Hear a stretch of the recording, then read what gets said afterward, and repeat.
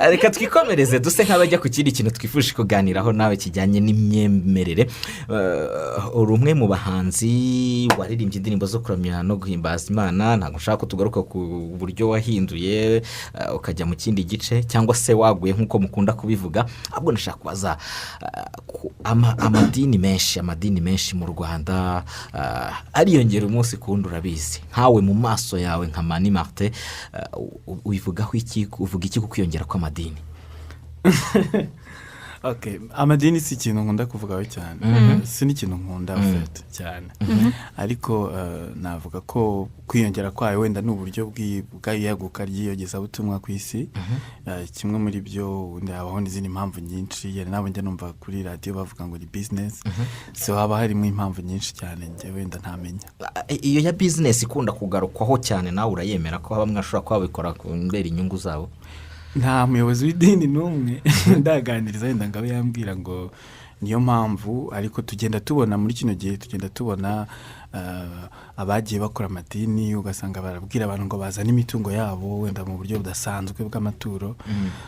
Tugenda tubona utuntu nk'utwo ngutwo dushobora gutuma watekereza koko byaba byo. Wavuze ko udakunda kuvuga ku madini, utanayakunda kubera iki? Numva impamvu nyamukuru njyewe ntayakunda n'iyi.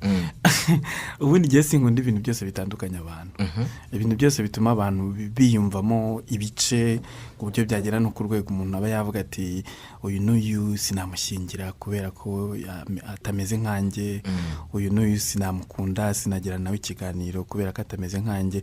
Ibyo rero byose ari amadini, amoko, impuz'abantu, ibintu byose bishyira hamwe, kuko nyine mu madini naho hari igihe usanga hari ibintu nk'ibyo bitandukanye abantu, kumva umuntu kubera yuko umwe ari uwo muri iri dini undi akaba muri iri, nshobora no kumwica. Ibyo byumva muri za Nigeria n'ahandi henshi, mu Rwanda ntabwo birahagera, Imana ishimwe, ariko nawe usanga hari abafite imyumvire kuvuga kuko umuntu utari mu idini yawe atameze nkawe, ko nta kintu mwahuriraho, mutasezerana. So amadini impamvu ntayakunda nuko agira amahame ameze hamwe na hamwe ameze nk'amacakubiri yandi yose yo ku isi. Nta dini ubarizwamo kuri ubu? Oya. Urasenga? Yego. Hanyuma wafashe icyemezo cyo kuva mu madini ryari cyangwa amatorero? Ndi umuntu wemera Imana kandi ndanayitinya cyane, ko ni nayo ndageza ibyo nkora byose, ikampa ibinkwiriye bitankwiriye n'ibimpa, ariko nayibiragije. Ariko sinavuga ko hari idini iryo ari ryo ryose aho basenga Imana bakemera na Yezu Kristo nk'umukiza, ndahasengera. Icyo cyemezo wagifashe ubwo wahinduraga n'ubundi ukareka kuririmba gospel ukajya muri uyu muziki usanzwe? Oya, navuga ko uko ngenda ndusha kubitekereza, aho ngenda mbona nyine idini mu by'ukuri atari ikintu cy'ingenzi kuri njyewe. Unuvuga ngo Mani Martin wabarizwaga muri ADEPR nta kibarizwamo? Ntabwo mba mu idini na rimwe. Ntabwo uba mu idini na rimwe. Hanyuma ahangaha iyo ugiye gusenga rero nivuga gusenga usengera iwawe cyangwa ushobora no kujya mu rusengero rumwe? Mu rusengero runyoroheye. Rukoroheye ni ukuvuga runyoroheye kuhagera hafi. Ashobora no kuba nawe nasengeraga ndahasengera iyo binjemo, nshobora no gusengera n'ahandi aho ari hose bitewe n'uko numva ndi kubitekereza. So ntihagire untera amabuye ubudatse ni njyewe. Yego, ntihagire ugutera amabuye uwo ni wowe. Hanyuma ndashaka umwaka nyirizina wafatiye icyo cyemezo mu by'ukuri cyo kutabarizwa mu idini? Ni ukuri ntawe. Ni buhoro. Nese wavutse utari mu idini, ibyo byose hari igihe wari uri mu idini bigera ufata icyemezo uravuga uti rero ibintu by'amadini mbivuyemo? Navutse ariko njye ntari mu idini, navukiye mu muryango utari mu idini mu by'ukuri.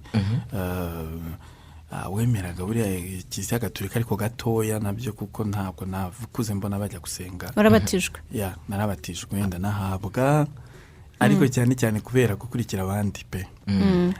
Naje gukura rero ngize imyaka nka 10 gutyo 11 natangiye kuzajya njya gusengera mu basenga mu buryo bwa Protestant. Mbikuriramo gutyo, ariko niko babyita. Ubikuriramo gutyo.